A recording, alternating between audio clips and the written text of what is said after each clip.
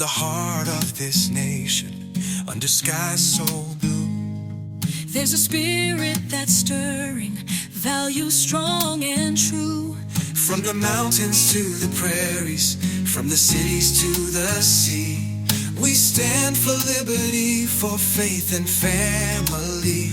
We're diving deep into the heart of what we believe. Right, ready to dive into a controversy. Today we're looking at Jennifer Manley, a neuropsychologist at Columbia University, whose work has caused some serious debate. Yeah, to really get this, we need to set the scene, Columbia University's been in hot water. They've lost millions in government funding over allegations of anti-Semitism on campus. Oh. And now, right in the middle of all this, we have Christopher Rufo, a senior fellow at the Manhattan Institute. Right. And he's making some pretty pointed criticisms of Professor Manley and her research. Well, let's talk about Professor Manley. She's been studying something called social determinants of health for over 20 years, and her research has attracted a huge amount of funding, over $100 million in grants. Wow. Primarily from the NIH. That's a lot of taxpayer dollars, that's for sure. Yeah, it really is. It is, and what makes this funding especially controversial is the nature of Manley's research. She's looking into whether social factors, things like racism, sexism, and even homophobia can actually contribute to brain disease in minority communities. Okay, so before we go any further, I think we need to unpack this social determinants of health concept a little bit. What does that even mean for you listening in? Right. Well, it's this idea that your health isn't just about your genes or the choices you make, but also the social and economic conditions you live in. Think about things like access to healthcare, quality of education, even the levels of stress you experience because of your social environment. Yeah. All these factors can have a huge impact on your overall well-being and risk for certain diseases. Right, that makes sense. But where's the controversy? Well, some critics say that Manley's research is more ideology than science. They're claiming she's using taxpayer money to push an agenda instead of doing real objective research. I see. So they're questioning the validity of her findings because of her perceived motivations. But what about the research itself? Can you give me an example of what she's doing that's causing all this uproar? Yeah. One example that Rufo keeps bringing up is a 2025 study by Manley and her colleagues, which looked at a potential link between higher levels of a protein called C-reactive protein, or CRP, in Black individuals, and whether they lived in states with a history of high lynching rates. Okay. And now this protein, CRP, has been linked to a greater risk of dementia. Whoa. Okay, so he's connecting a protein in the blood, historical racial violence, and the likelihood of developing dementia. That's a pretty bold claim. How did they even study that? They analyzed data from a big national study of health and aging, looking at both current CRP levels in Black participants and the historical lynching rates in the states where they lived. And what they found was a correlation. People from states with more lynchings in the past tended to have higher CRP levels, even when they accounted for other factors. Interesting. So they're looking for a connection between past trauma and present-day biological markers of inflammation. But doesn't that raise some questions? How can something that happened generations ago impact someone's health today? That's one of the big points of contention here. And it gets at this whole debate around epigenetics. Okay. Some scientists believe that trauma experienced by earlier generations can actually change how genes are expressed, and those changes can be passed down, impacting the health and behavior of future generations. Oh, wow. It's a pretty new and complicated area of study. So we're talking about the idea that racism and violence could be embedded in our very biology, like some kind of sad inheritance. And that's a pretty heavy concept. I could see why people would be skeptical. Absolutely. And even though this study doesn't prove cause and effect, it does make us wonder about the long-term impact of these social injustices, right? Yeah. And how they might show up in the health of marginalized communities. Okay, this is all very thought-provoking, but I think we need to step back and look at something else about this controversy. You mentioned earlier that Professor Manley's been involved in some pro-Hamas protests at Columbia. Right. How does this tie into all the criticisms of her research? Well, after the Hamas attack on Israel in October 2023, there were all these protests on college campuses, Columbia included. And these protests, they got pretty disruptive, like encampments popping up, even buildings being occupied. Yeah, and Rufo is saying Manley was actively involved in these protests, like marching with the leaders. Exactly. He's alleging that she didn't just express her views, but actually took part in actions that disrupted campus life. And he's using this to say, look, her activism is bleeding into her academic work, possibly influencing her research and findings.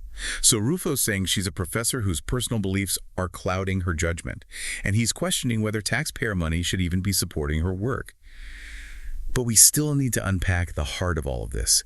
Is her research actually scientifically sound, or is it really driven by ideology? To figure that out, we need to dive into the specifics of her work and what other experts are saying about it. Absolutely. We got to look beyond the headlines, and all the heated rhetoric. We need to really examine her methods, the data she's using, and the conclusions she's drawing. Right. Only then can we fairly evaluate if her work holds up. Okay. All right. So roll up our sleeves and get into it. Yeah, let's get into the science behind Professor Manley's work. Exactly. Yeah. To really get a handle on this debate, we need to move past that one study with the CRP levels and lynching rates. Okay. That was just one small part of a much bigger research picture. So what else has she been looking at? Well, Manley's been looking at this whole thing from different angles, She's investigated how discrimination impacts cognitive decline over time, how socioeconomic status is involved in Alzheimer's risk, even how social support can protect the brain from stress. Sounds like a pretty multifaceted approach. Does this give her argument more weight? Well, it can, yeah. Okay. Seeing the same patterns across different studies with different methods. Yeah, suggest her findings might actually be onto something, right? Think of it like this. If you've got multiple detectives using different methods, but they all point to the same suspect, it makes the case stronger. Right. That's a good analogy. But let's be real. There are plenty of people out there who see this research and immediately think, oh, she's just pushing an agenda. How do we address that? Right. Yeah, that perception's definitely out there. Yeah. And we should always be aware of potential biases in research. Right. But dismissing a whole area of study just because it deals with sensitive social issues, well, that wouldn't be fair. So how do we, as informed listeners, approach this? What should we be looking for to see if research like Manley's is legit and scientifically sound? That's a great question. First, we look at the methodology, right? Okay. Are the studies well designed? Do they use a large and diverse sample size? Okay. Are the statistics solid? Basically, we're checking if the research follows the scientific method. It's got to be more than just opinions or anecdotes. Right. So we're looking for hard evidence and good analysis, not just interesting ideas or personal beliefs. What else should we be looking for? Replicability is key. Have other researchers been able to get the same results as Manley? Independent verification really strengthens the original research. Right. It's like double checking the math to make sure the calculations are correct. And what about peer review? Didn't you say earlier that Manley's work has been published in respected journals? Yeah, and that's another important factor. Peer review means other experts in the field have looked at the research really carefully before it gets published. It doesn't guarantee everything's perfect, but it's a good quality control check. So let's recap. We've got a researcher using different methods, getting consistent results. The work's been replicated by others, and it's gone through peer review. Seems pretty solid, but I know there are criticisms of her work. Right. What are some of the main counter-arguments? One of the most common is the old correlation doesn't equal causation argument. Right. Just because a study finds a link between, say, experiencing racism and having worse health outcomes, it doesn't automatically mean one causes the other. So there could be other things at play. Exactly. For example, poverty is often linked to both racism and poor health outcomes. It's a tangled web, and it can be incredibly difficult to isolate the exact role of each factor. Right. This highlights how complex this kind of research really is. It's not just racism equals bad health, end of story. Exactly. It's about understanding the interplay between social factors, biology, and even genetics. Right. It's a young field, and it needs to be approached carefully. Okay, that makes sense. So bringing it back to Rufo's main criticism, that this is all more about ideology than science, how do we reconcile that with what we've been talking about? Well, it's important to acknowledge that science is never completely free from the researcher's worldview, right? The key question is whether those personal beliefs are actually distorting the research and messing with its integrity. Right, so it's not about silencing researchers who are passionate about social justice. It's about making sure their passion doesn't lead to skewed results or interpretations. How can we evaluate that? We can focus on the data. Does the evidence presented actually support the conclusions they're making? Okay. Are there other explanations for the findings that don't rely on a specific social factor being the main driver? We need to stay open but critical. It sounds like a balancing act. It is. We shouldn't dismiss research just because we disagree with the researcher's views, but we also shouldn't just accept it blindly because it fits our own beliefs. Exactly. Okay. It's about thinking about the evidence carefully, considering different viewpoints, and being willing to ask those tough questions. This deep dive has really shown how complex this whole issue is. It is. I'm starting to see the nuances, but I can also see how easily things get oversimplified and Yes. polarized in the media. Absolutely. Yeah. It's a tough topic, but it's Yeah. so important. It is. If we want to build a more just and equitable society, we need to understand how social factors affect people's health and well-being. And that takes serious research, honest conversations, and a willingness to face some hard truths. Well said. I'm feeling a little overwhelmed by all this information and just how important this is. Yeah. But I really appreciate you walking us through it. What's the main takeaway for our listeners? What should we be thinking about as we try to make sense of this controversy? I think a core takeaway is remembering to keep scientific research separate from political beliefs. Okay. Just because a researcher cares about social justice doesn't mean their work is invalid. Right. And research on these tough topics shouldn't be automatically labeled as propaganda. So we judge the work on its own merits, not on the researcher's perceived political leanings. But that brings us back to the question of public funding. Where do we draw the line between academic freedom and using taxpayer money responsibly? That's a tough one. On one hand, we want to encourage researchers to explore important questions, even controversial ones. Shutting down scientific inquiry by imposing ideological tests would be really harmful.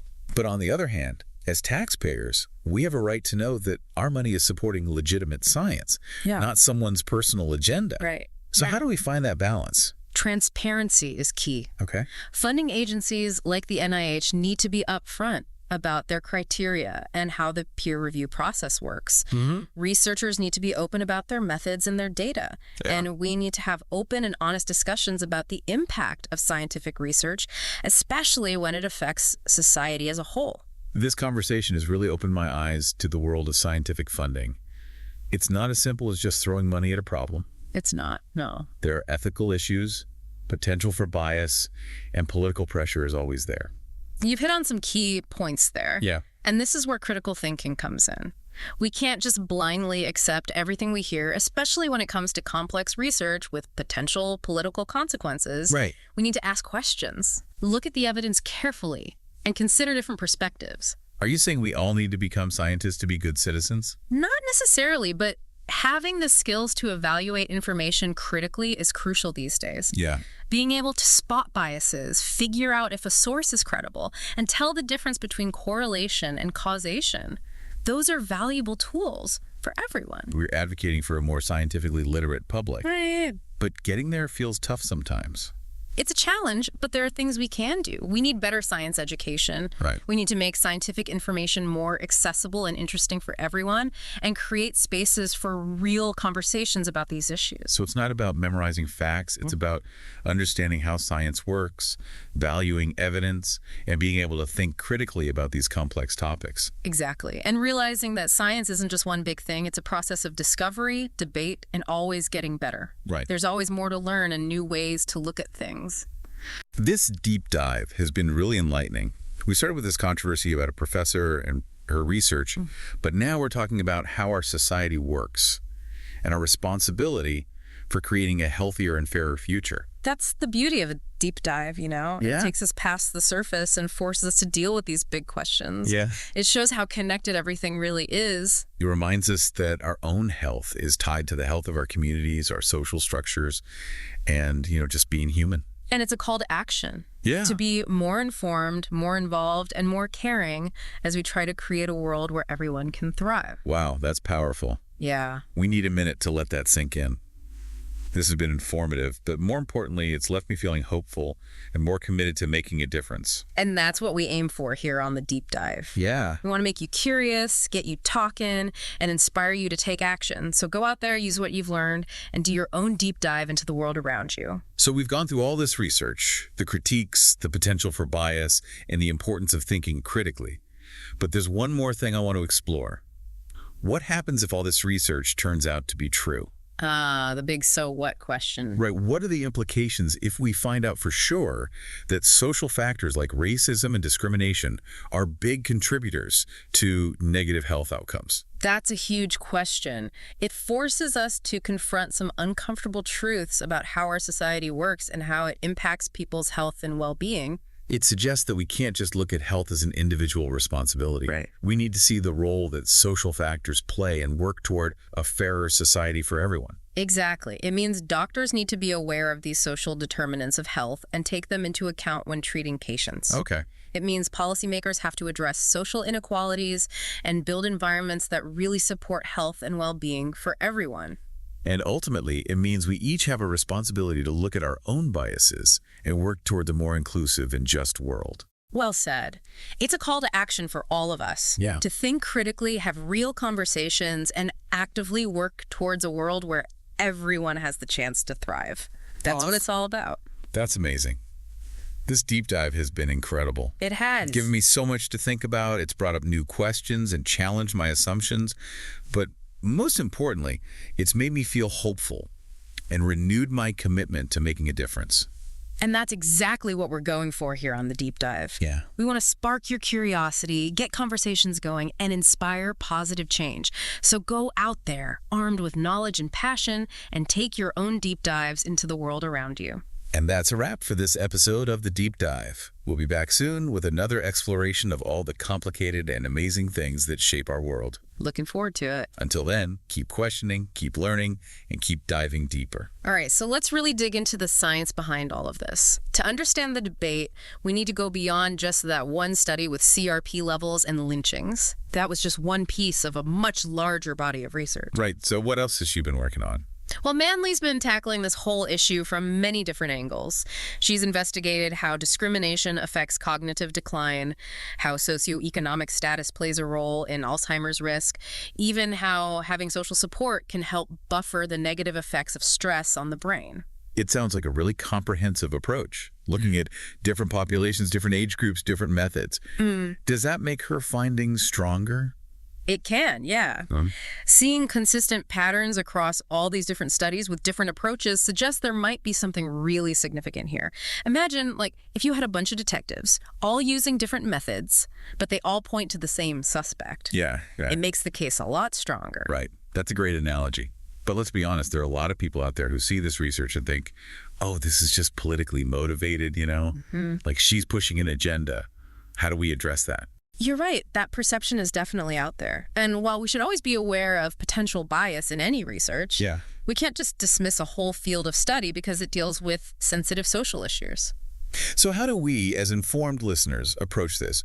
What are the things we should look for to decide if research like Manley's is actually legitimate? That's a great question. First, we look at the methodology. Are the studies well designed? Did they use a large and diverse sample size? Are the statistical analyses rigorous?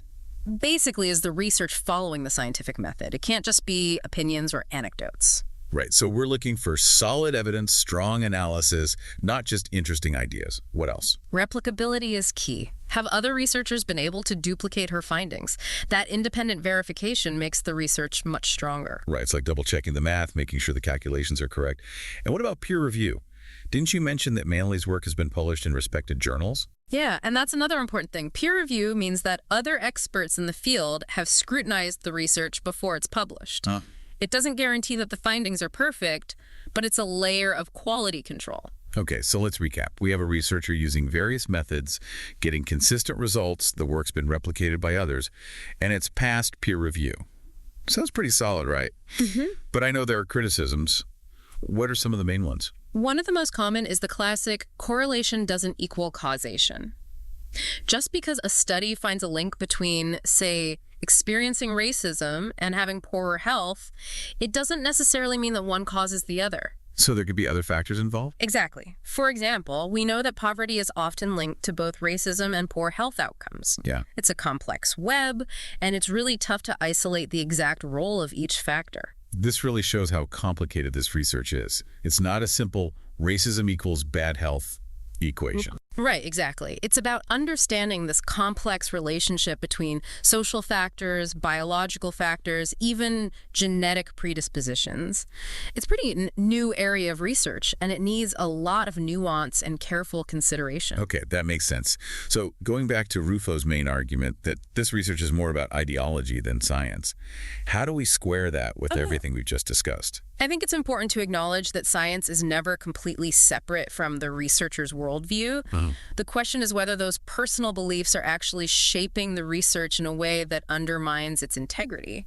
So it's not about silencing researchers who care about social justice. It's about making sure that their passion isn't leading to biased results or interpretations. How can we figure that out? We can focus on the data. Does the evidence actually support the conclusions? Are there other possible explanations that don't assume that this particular social factor is the main cause of the health differences? We need to be open-minded, but critical. Sounds like walking a fine line. We shouldn't reject research just because we disagree with the researcher, but we shouldn't blindly accept it just because it fits our own views. Exactly. It's about looking at the evidence thoughtfully, considering different perspectives, and being willing to wrestle with those difficult questions. This whole deep dive has really shown me how complex this issue is. It is, yeah. I'm starting to understand the nuances, but I can also see how easy it is for things to get oversimplified and polarized in the public discussion. Absolutely. It's a tough topic, but it's crucial. If we truly want to create a more just and equal society, we have to understand how social factors impact health. That means we need good research, honest conversations, and a willingness to face those difficult truths. I agree. There's a lot to take in. It's a heavy topic, but I appreciate you walking us through it. What's the key takeaway for our listeners? What should they be thinking about as they consider this whole controversy? I think a main takeaway is the importance of separating the science from the politics. Just because a researcher is passionate about social justice doesn't automatically invalidate their work.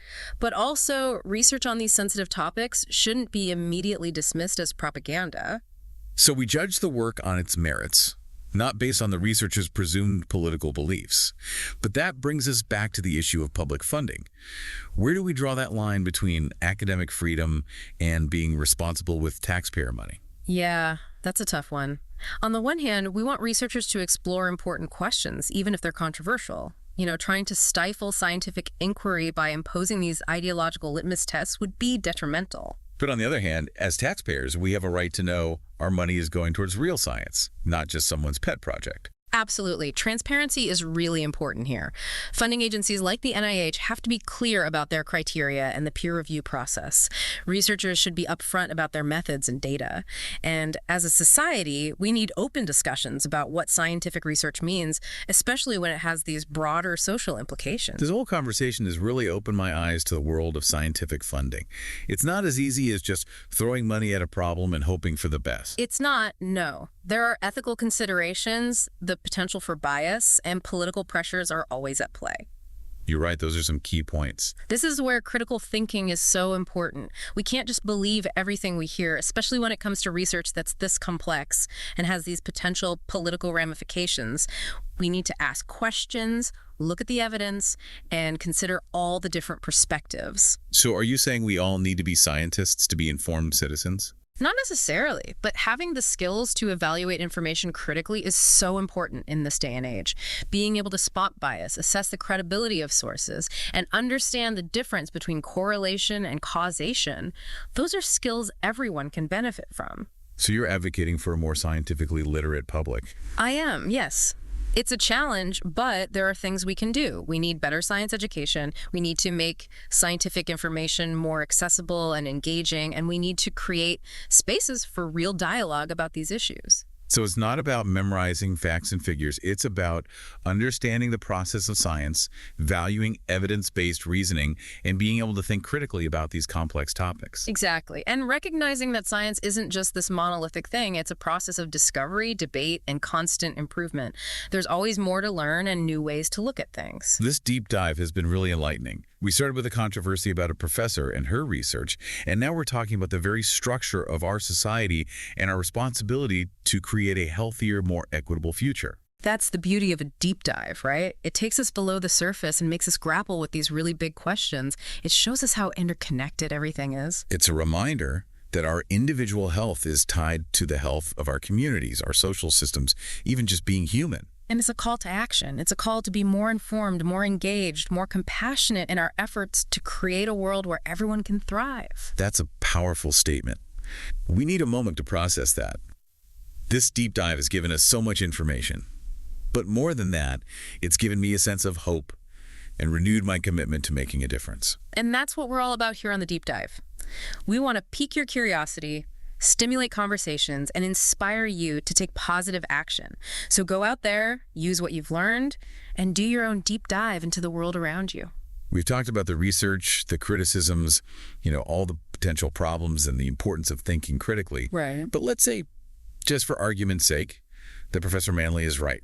What if those social factors really are a big part of health outcomes? What do we do then? That's the million-dollar question, right? The so what after all the science? Yeah. It's a huge question. It is. And if we can't just brush this research aside, Right. we have to actually face the challenge of finding solutions. And those solutions probably aren't going to be simple, right? Definitely not. This isn't about putting a Band-Aid on a deep wound. Yeah.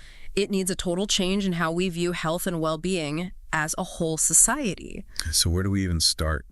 Well, I think it starts with understanding that these issues are all connected. We can't just deal with racism on its own. We got to think about poverty, education, housing, healthcare, even the environment. Right. It's about creating places where everyone can actually be healthy. That sounds like a huge task. It is. Like a complete system overhaul, not just focusing on individual choices. Exactly. It takes a real group effort, Yeah. Investing in our communities and making everyone's well-being a priority. Think of it like this.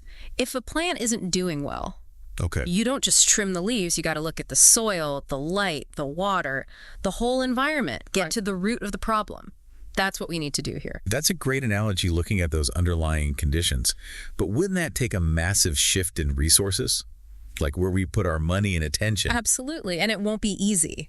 Yeah. But think about the cost of doing nothing, Right. Chronic diseases tied to these social problems, they put a huge strain on healthcare and the economy. Yeah. Putting money into prevention, getting at those root causes, Yeah. that could actually save money down the line. It's like an ounce of prevention is worth a pound of cure. Exactly. But I'm sure there will be pushback. Some people might see these solutions as like social engineering or too much government control. Oh, for sure. Yeah. Change is always hard, and there's always resistance, especially when you're challenging the way things are. But if we do nothing, then we're just keeping a system where not everyone has a fair chance at being healthy. So ignoring the problem just leads to more inequality and suffering. Exactly. We need to be brave enough to face these problems head on, Yeah. even when it's uncomfortable, and be willing to invest in solutions that might take time to show results. Right. Because ultimately they could make our communities much better. Exactly. This whole journey has been incredible, hasn't it? We started with this controversy about one professor and her research. Yeah. And now we're talking about the very foundation of our society. Right. And our responsibility for creating a healthier, more just future. That's the power of a deep dive. Yeah. It takes us beyond the headlines and makes us deal with these huge questions. It shows how everything's connected. It reminds us that our own health is tied to the health of everyone around us, our social systems,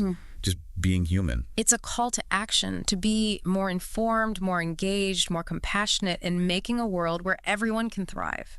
That's so powerful. It is. It's what we all need to strive for. This deep dive has given me so much to think about. It's brought up new questions and made me reconsider some things. Yeah. But more than anything, it's given me hope and a renewed sense of wanting to make a difference.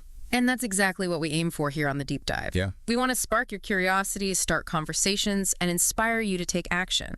So go out there with all this new knowledge and do your own deep dive into the world around you. And that's a wrap on this episode of The Deep Dive. We'll be back soon with another exploration of the fascinating and complex things that shape our world. Until then, keep questioning, keep learning, and keep diving.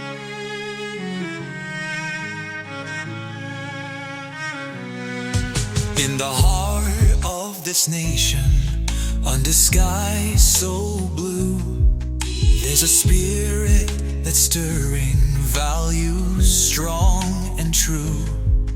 From the mountains to the prairies, from the cities to the sea, we stand for liberty, faith and family. We're